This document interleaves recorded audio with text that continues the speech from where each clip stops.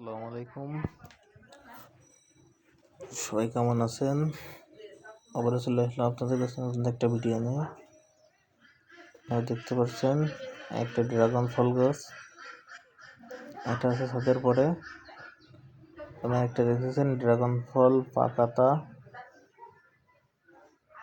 এটা ইচ্ছা করলে কাটিং ব্লেড দিয়েও কাটতে পারেন, আবার এভাবে মুচড়ায়ে এটাকে ভাঙা যায় বা এটা পাড়া যায় গাছ থেকে সুন্দর করে।